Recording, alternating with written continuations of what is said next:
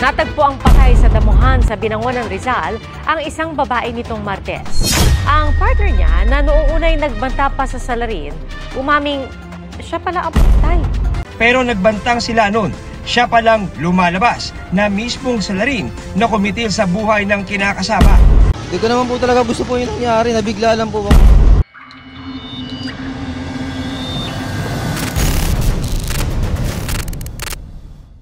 Nitong nakaraang linggo lamang, natagpuang wala ng buhay ang isang babae sa damuhan sa Binangonan, Rizal. Sinasabing ang partner nito noong una ay nagbato pa ng pambabanta sa salarin. Gumawa po nito sa asawa ko, pagbabayaran mo to.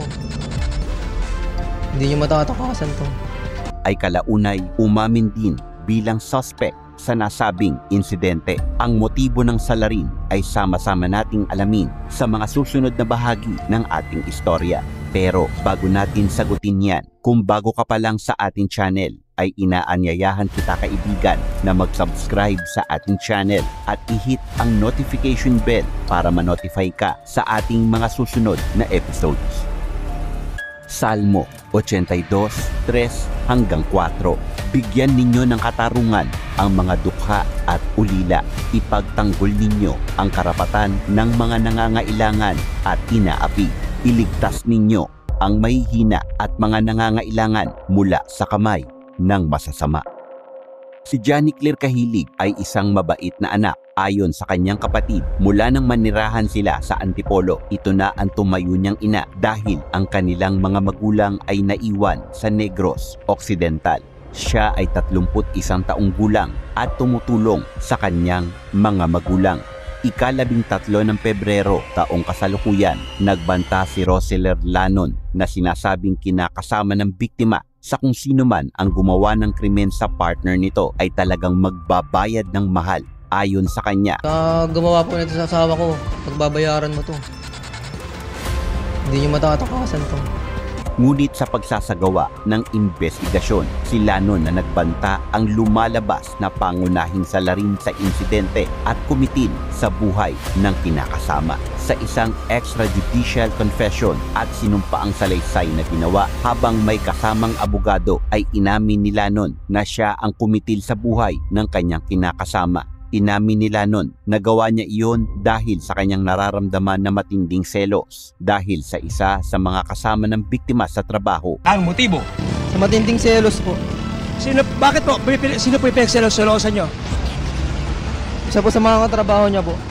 Dagdag pa niya, hindi niya talaga gusto ang nangyari at nabigla lamang siya. Ayun pa sa kanyang salaysay, niya sa ulo ang babae gamit ang bote ng soft drinks na nakuha niya malapit lamang sa ilalim ng lamesa at matapos iyon ay sinakal niya ito. Sa bandang balikat po. Tapos pagkatapos po sinakal po siya. Anong pinapalo mo? Yung bote po ng soft drinks. Inamin din ito ang ginawa niyang pagtapon sa katawan ng biktima sa madamong lugar sa Binangonan, Rizal. Sa isinagawang investigasyon naman ng mga pulis, lumalabas na sa kanila mismong tinutuloy ang bahay sa Antipolo, iniligpit ang biktima. Nagkaroon umano sila ng pagtatalo na nauwi sa pisikal na sakitan hanggang sa nahampas ng sospek ang biktima gamit ang bote at nang sandaling bumagsak na ito ay doon na niya ito unti-unting sinakal ang biktima hanggang sa malagutan ito ng hininga. Ayon kay Lanon, sobrang bait ng asawa niya, ngunit simula umano na magtrabaho ito ay tila nagbago na ito. Anin niya, natuto na itong magsinungaling sa kanya at nanlamig na rin umano ang pakikitungo nito sa kanya at pakiramdam niya ay hindi na siya nito mahal. Ayon pa sa kanya, isang beses napuntahan niya ito sa pinagtatrabahuhan niya. Sinabi nito sa kanya na may overtime ito. Ngunit na magtungo siya sa opisina ay natagpuan niyang sarado na ito at hindi totoo ang overtime. Bagkus ay nag-iinuman na lamang sila sa labas. Nang mga sandaling iyon, ang babae pa umano ang nagaling. Noong nakaraang ika-3 naman ng Pebrero ay nagpaalam umano ang babae sa kanya na magtutungo sa may kabilang bahay sa mga pinsan nito noong bandang alas 8 ng gabi. Ngunit bandang alas 8:30 ng gabi nang sandaling magtungo siya sa nasabing bahay, napag-alaman niya na wala roon ang kanyang kinakasama. Dahil dito, paulit-ulit niyang tinawagan ang babae. Pumapatak umano sa 30 beses ang ginawa niyang pagtawag dito, ngunit hindi ito sumasagot kahit paman naririnig ang telepono nito. Dahil sa hindi sumasagot sa tawag niya ang babae ay hindi siya mapakali. Kaya naman nag-ikot-ikot siya, ngunit bigo talaga siyang matagpuan ang babae. Bandang alas 11, tinawagan na siya ng babae at nagpapasundo, at gaya umano ng palagi nitong reaksyon ay tila ito na naman ang galing. Dagdag pa niya, hindi lamang isang beses nangyari ang ganito, kundi 3 beses na. Nang tanungin naman siya kung may pinagsisisihan ba ito, inamin niya na nagsisisi siya at nadala lamang siya ng bugso ng kanyang damdamin. Hindi naman talaga niya gusto ang nangyari at masakit iyon para sa kanya, pati na rin sa mga anak nila. Ngunit hindi na maibabalik ang buhay na nawala na. Ayon sa kaanak ng biktima, noon pa lamang ay duda na sila kay Lanon, kaya nais nilang mabilanggo ito at pagbayaran nito ang kasalanang ginawa niya. Ang suspect naman na si Lanon ay humingi ng paumanhin sa pamilya ng biktima at dagdag pa niya, pinagsisisihan niya ang ginawa niya. Ayon naman sa kapatid ng biktima na si Rizil Kahilig, hindi pa nila nakakausap ang suspect dahil sa tuwing makikita sila nito ay iyak lamang ito ng iyak. Ngunit tila ayos naman ito pagtalikod nila at tila hindi nagigilty sa kasalanang ginawa nito. Ayon naman kay Jewel Grace Miguel na pinsan ng biktima, bagaman malaking halaga ang kailangan upang maiuwi ang labi ng kanyang pinsan sa kanilang probinsya, ay hindi sila papayag na hindi ito doon malibing. Masakit sa kanila ang nangyari dahil ang tagal nitong hindi umuwi sa probinsya matapos makakauwi na nga ito, ngunit sa hindi pa magandang kalagayan at dahil iyon sa wala na siyang buhay.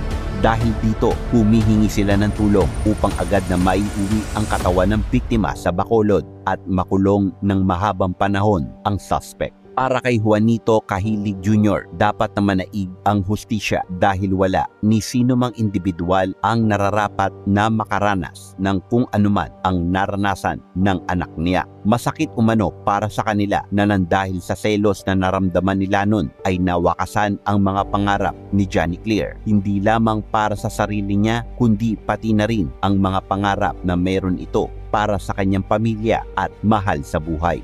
Tuwing buwan ng Pebrero, madalas isipin ng mga tao na buwan ito ng labis na pagmamahalan dahil sa nasabing buwan, ipinagdiriwang ang araw ng mga puso. Kaya naman isang masamang balita na maituturing ito sa mga tao sa Binangonan dahil ilang araw bago ang araw ng mga puso, isang babae nga na tinapos sa karumal-dumal na paraan ang natagpuan sa kanilang lugar. Sa kabilang banda, masasabing masarap ang magmahal at mahalin, ngunit dapat sana nating tandaan at unawain na kaakibat nito ay ang responsibilidad, tiwala at paniniwala.